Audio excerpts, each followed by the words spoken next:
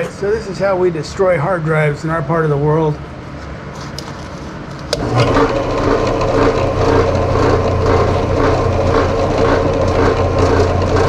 this right here?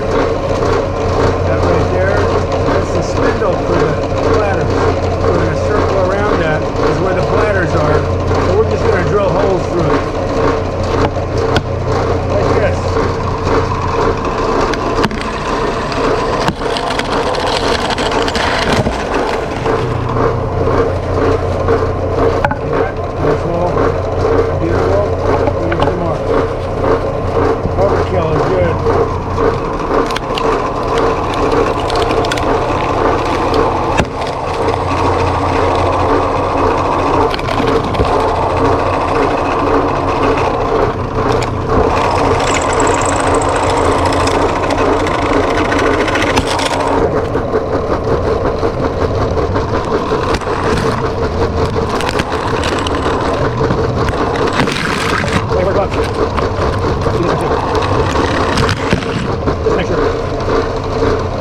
Always wear gloves.